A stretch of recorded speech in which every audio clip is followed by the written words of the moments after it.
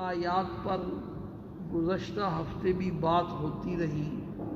اللہ پاک نے بنی اسرائیل کو اپنے انعامات یاد دلا کر اپنی اطاعت اور فرما برداری کی ترغیب دی۔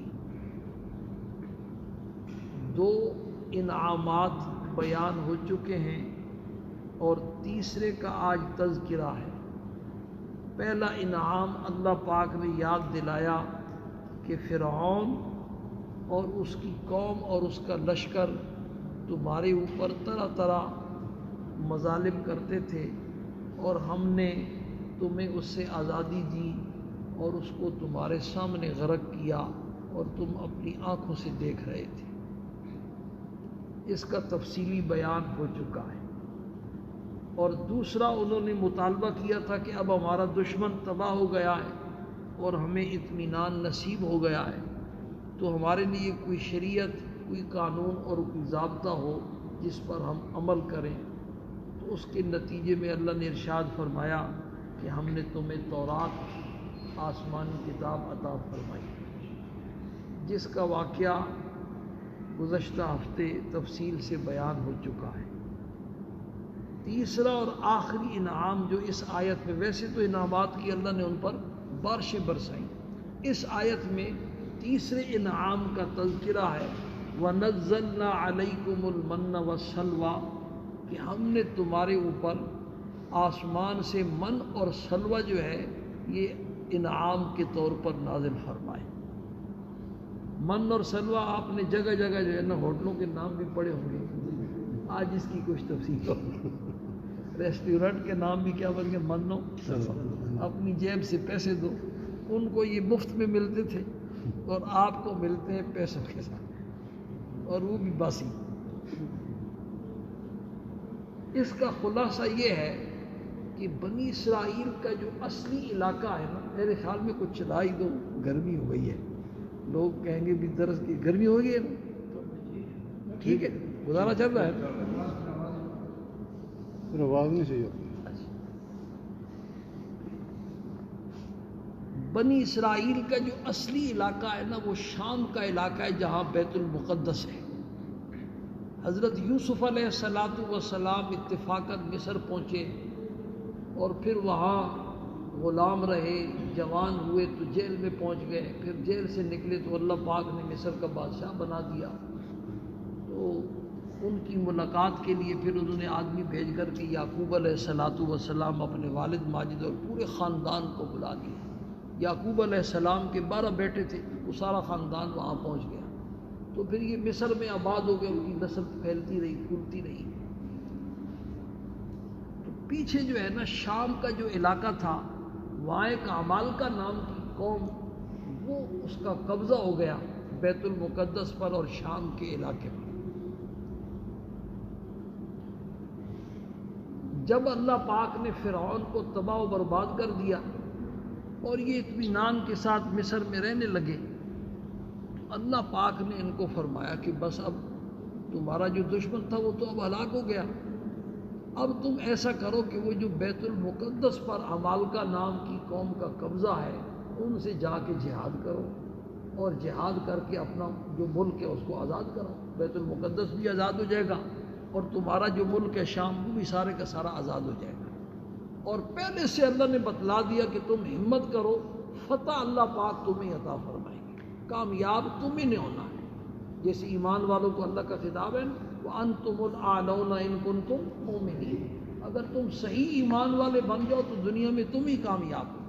تو اللہ نے موسیٰ علیہ السلام کے ذریعے ارشاد فرمایا کہ تم جاؤ اور جہاد کرو اور کامیابی تمہارے قدم چومے۔ یہ وہاں سے چلے مصر سے، جب اس کے قریب پہنچے نا تو خبریں آنی شروع ہو گئیں کہ وہ تو بڑے زبردست قوم ہے، یہ عمالقہ نام کی قوم، یہ قوم عاد گزری ہے نا، قوم عاد، قوم سمود، یہ قوم عاد کا خاندان تھا۔ اور قوم عاد کے بارے میں اللہ پاک کا ارشاد ہے کہ جب وہ جوان ہوتے تھے نا، ایسے پرویز مشرف کی طرح مکہ بنا کے کہتے من اشد منا قوہ، ہم سے زیادہ کون طاقت والا ہے؟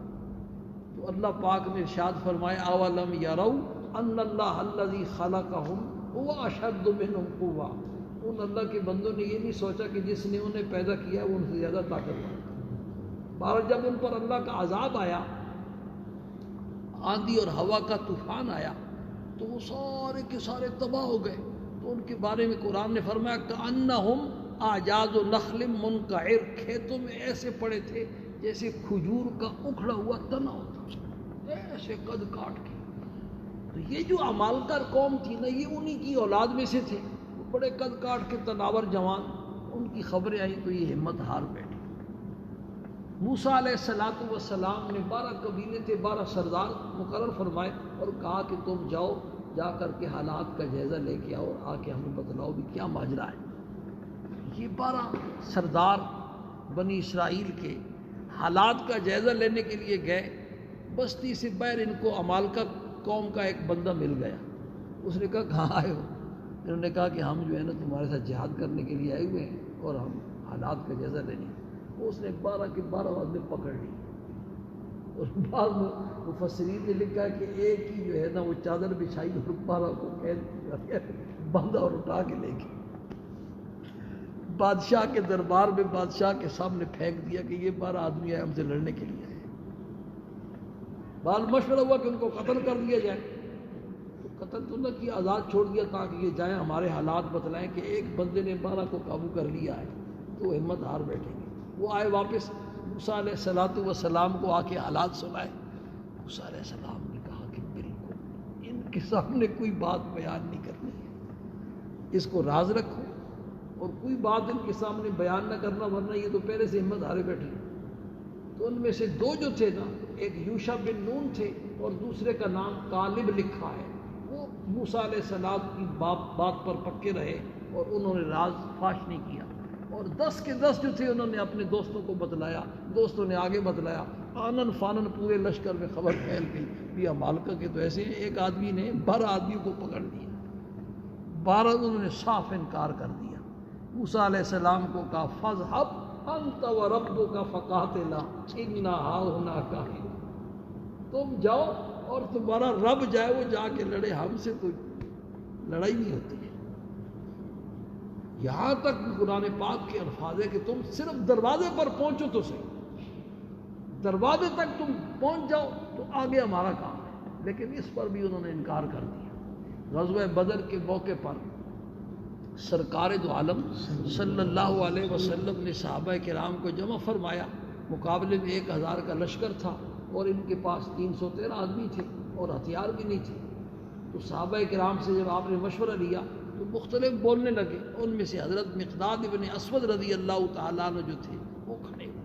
مہاجرین تو بولتے تھے آپ کا دل تک کوئی انصاری بھی بولے.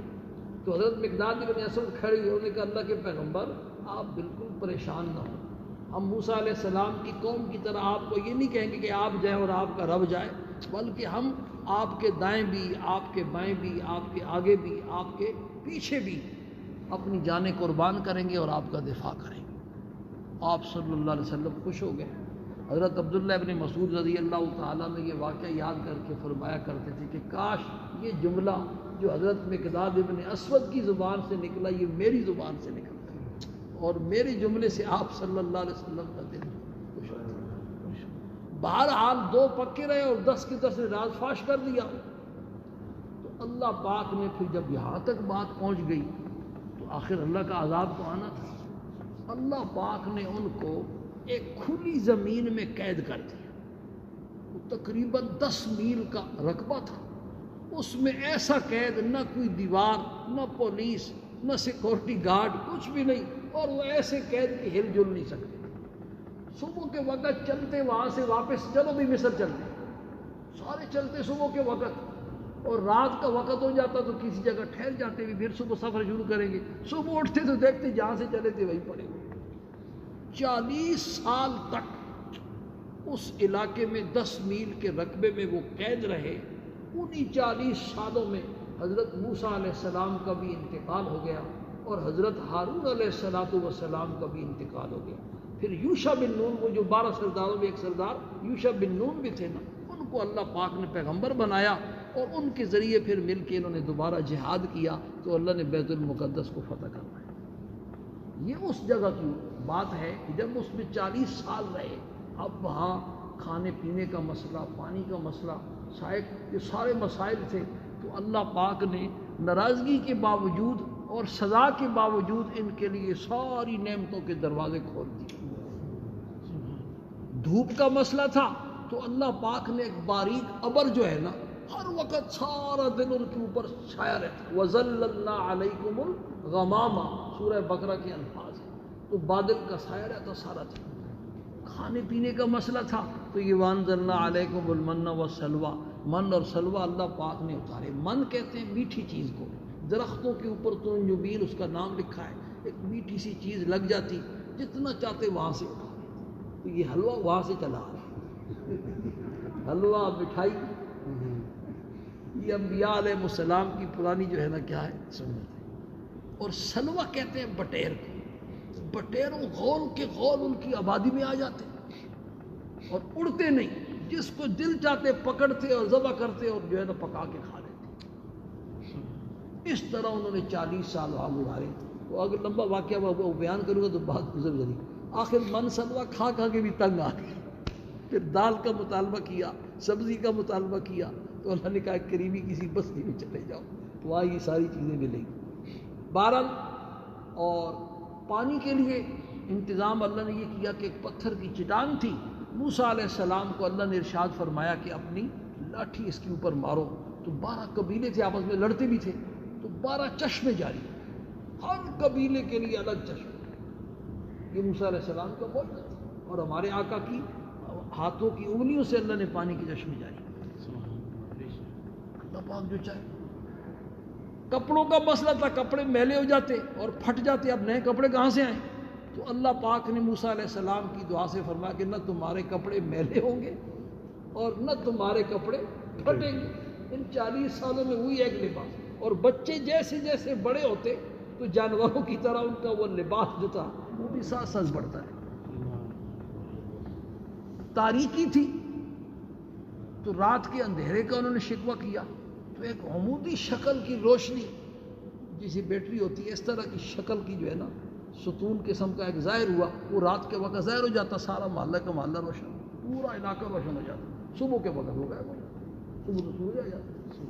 تو اس ناراضگی کے عالم میں بھی اللہ پاک نے اپنے انعامات کی ان کے اوپر بارشیں برسائیں، اور پھر اسی میں موسیٰ علیہ السلام کا بھی انتقال ہو گیا، حضرت ہارون علیہ السلام کا بھی انتقال ہو گیا، پھر یوشع بن نون کو اللہ پاک نے اپنا پیغمبر بنایا۔ یوشع بن نون نے ان کو لے کر کے جہاد کیا۔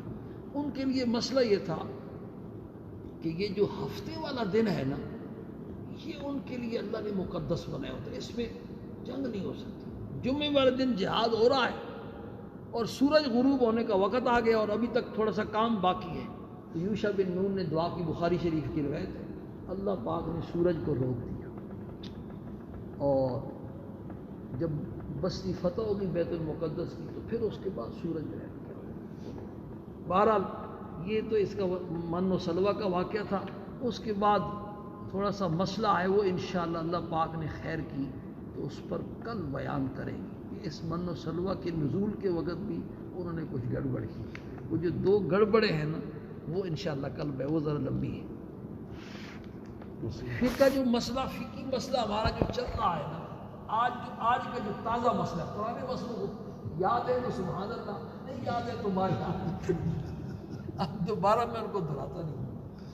آج کا مسئلہ یہ ہے کہ اگر بندے کا ارادہ بدلتا رہے، مسافر نے سفر کیا اور دوران سفر اپنے کام کے سلسلے میں کسی شہر میں یا کسی بستی میں قیام کیا، اور 15 دن کی اگر نیت کرے گا تو مقیم ہو جائے گا۔